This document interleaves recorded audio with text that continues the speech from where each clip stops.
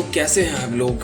स्वागत है आपके अपने YouTube चैनल JK इन्फोवर्ड में। आज मैं आपको इस वीडियो के माध्यम से ये बताना चाहूँगा कि किस तरह से आप, अगर आपके पास में एप्सन का प्रिंटर है और आप उसे डायरेक्टली लैपटॉप से कनेक्ट करना चाहते हैं, अपनी PC से कनेक्ट करना चाहते हैं प्रिंट आउट मारने के लिए या देने के लिए, तो वो किस तरह से काम करता है मैं आपको उसमें बताऊँगा। और इस सिर्फ एक वीडियो से आपको ये पता चल जाएगा कि किस तरह से आप काम कर सकते हैं।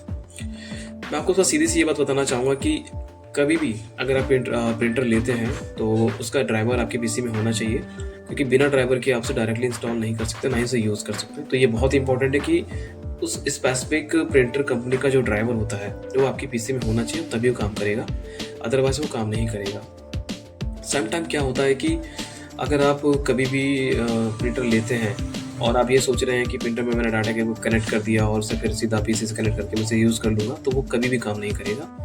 क्यों? क्योंकि उसके लिए आपके पास स्पेसिफिक उसका ड्राइवर होना चाहिए जो कि पीसी में कनेक्टेड होना चाहिए, तभी वो पीसी के ड्राइवर को आपके पीसी से कनेक्ट करने का कोशिश करेगा और वो डायरेक्टली कनेक्ट कर सकता है।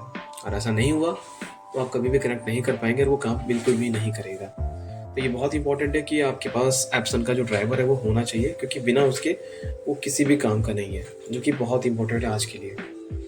तो इस वीडियो में आपको ये चीज़ बताऊंगा कि किस तरह से आप काम कर सकते हैं, किस तरह से सारी चीज़ें हो सकती हैं, राइट, और किस तरह से आप डायरेक्टली प्रिंट आउट मार सकते हैं, ये सारी चीज़ें आपको बताऊंगा। तो आपको बस वेबसाइट पे जाना है और आपको सिर्फ support@epson.com लिखना है, या फिर डायरेक्ट एप्सन जो भी आपका प्रिंटर का मॉडल नेम है उसको डाल के आप ड्राइवर डाउनलोड करके क्लिक करते हैं तो आपके पास जिप फाइल आ जाएगी। आप उसे एक्सट्रैक्ट कर सकते हैं और उसे डायरेक्टली डबल क्लिक करके इसे इंस्टॉल करना स्टार्ट कर सकते हैं। इसके बाद आपके पास में इस तरह से डाउनलोड होने का ऑप्शन आ जाएगा। बस इसमें आपको याद रखना है कि आपका जो इंटरनेट कनेक्शन है वो ज़रूर ओपन होना चाहिए, क्योंकि वो बहुत इंपॉर्टेंट है।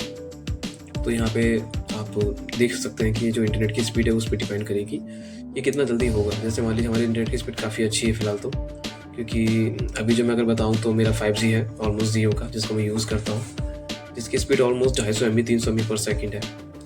तो ये ऑलमोस्ट जो डेटा है डाउनलोड ऑलरेडी हो चुका था, बट हालांकि बस अभी अपडेट हो रहा है, बट अभी भी कुछ डेटा इसका डाउनलोड हो रहा है, जैसे कि आपके सामने मुझे दिख रहा हूँ। तो ये डाउनलोड हो रहा है और अभी हम वेट करेंगे कि पूरा डाउनलोड हो जाए। हालांकि ये सॉफ्टवेयर डाउनलोड नहीं हो रहा है, ये सिर्फ अभी वो सॉफ्टवेयर डाउनलोड हो रहा है जिसमें ये पूरी तरह से मतलब इंस्टॉल हो सके और डायरेक्टली डाउनलोड हो सके। तो सभी थोड़ा सा वेट करना पड़ेगा ताकि इंस्टॉल हो सके पूरी तरह से।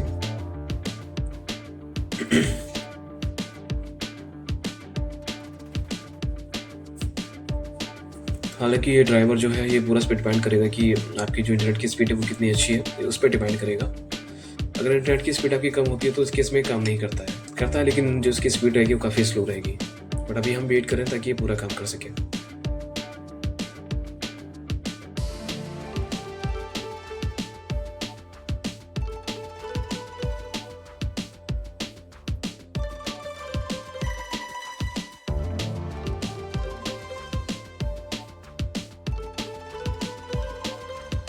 एक बात मैं आपको ज़रूर बताना चाहूँगा कि इन फ्यूचर में अगर कभी भी आपके लैपटॉप में कोई प्रॉब्लम आती है या आपका विंडो काम नहीं करता है तो अपना डाटा बैकअप लेकर के आपसे पूरा डिलीट मार सकते हैं।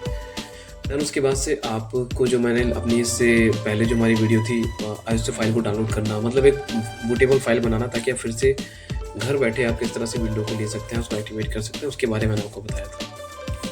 तो उसकी मदद से आप विंडो को इंस्टॉल कर सकते हैं 10 बार, 20 बार, 50 बार, जितनी बार चाहें, और उसे आप डायरेक्टली इंस्टॉल करके इसे यूज़ कर सकते हैं। अभी बस नॉर्मल चल रहा है जिस तरह आपको मैं दिखा रहा हूँ।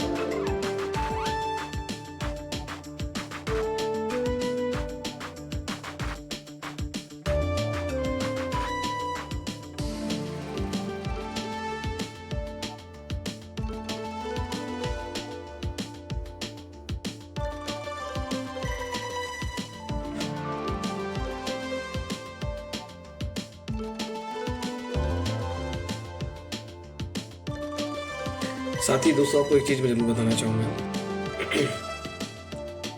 कभी भी अगर आपके पास कोई भी प्रिंटर होता है, आज आपका ड्राइवर डाउनलोड करना होता है, तो उसके लिए आपके पास में उसका मॉडल नंबर होना ज़रूरी है, तभी आप डाउनलोड कर सकते हैं, वरना डाउनलोड नहीं होगा। हर किसी प्रिंटर का जो ड्राइवर होता है वो उसके स्पेसिफिक मॉडल के अकॉर्डिंग ही होता है।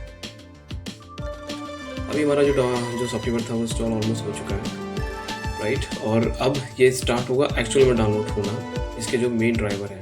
तो उसकी टर्म एंड कंडीशन हम एक्सेप्ट करेंगे यहाँ से। मैंने एक्सेप्ट किया, फिर वो चेक कर रहा है उसका एनवायरनमेंट की सही है गलत है। ये हमसे हमारा डाटा मांगेगा और हमें डाटा नहीं दे रहा है, आपसे दोनों को अनहाइड करके से नेक्स्ट कर सकते हैं। देन इसके बाद से ये पूछेगा इसकी टाइम कंडी, आपने सब कुछ फिल कर दिया, हमने कर दिया, सब नेक्स्ट करके सेटअप के लिए वेट कर सकते हैं। अब ये एक्चुअल में इंटरनेट के सर्वर से इसका जो मेन डाटा है, ड्राइवर है, वो डायरेक्टली डाउनलोड करेगा, जैसे आपने यहाँ पर शो कर दिया है। इसका भी थोड़ी देर वेट करना पड़ेगा ताकि अच्छे से डाउनलोड कर सके। बस याद रखिए कि इसके अंदर कोई अल्टरनेट दूसरा कोई सॉफ्टवेयर नहीं होना चाहिए, ताकि इसका जो इंस्टॉलेशन है वो काफ़ी ईजली हो सके। अदरवाइज़ अगर डाटा रहता है, कोई फाइल ओपन होती है तो प्रॉब्लम हो जाएगी, आपका डाटा थोड़ा स्लो चलेगा या डाउनलोडिंग में थोड़ी प्रॉब्लम हो सकती है।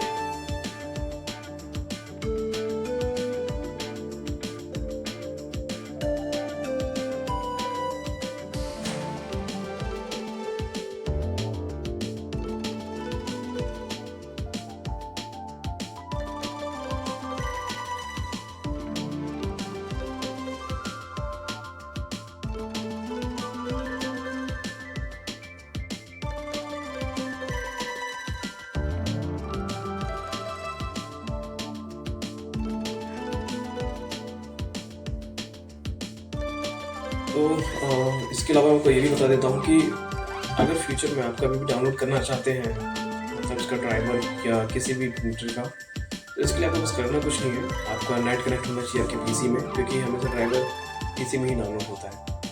इससे पहले मैं आपको बताना चाहूँगा कि जब कभी आज से लगभग 2 साल पहले जब डाटा हुआ करता था, तो डायरेक्टली कंपनी इसकी कैसेट दिया करती थी प्रिंटर के साथ में। तो उस कैसेट के अंदर क्या हुआ करता था कि डायरेक्टली आपसे पीसी में इंस्टॉल करते और उस कैसेट के जो ड्राइवर है उससे आप डायरेक्टली से रन कर सकते थे। तो सबका जो चीज़ें वो काफ़ी ईजी हो जाता था, क्योंकि वो ऑफलाइन हुआ करता था।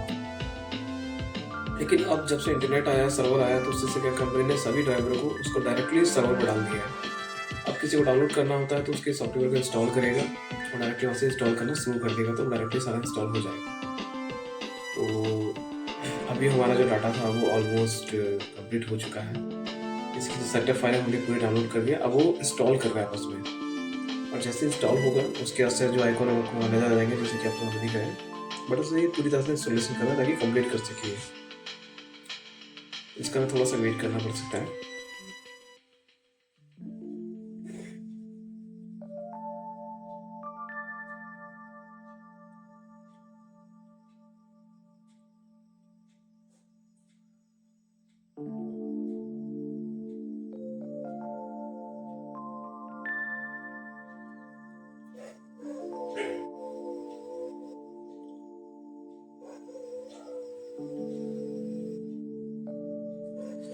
इंस्टॉलेशन कंप्लीट होने के बाद से इसकी पेज को अगर आप चेक करना चाहते हैं तो आप एक टेस्ट जो भी प्रिंट टेस्ट पेज है आप क्लिक करके उसे प्रिंट को चेक कर सकते हैं।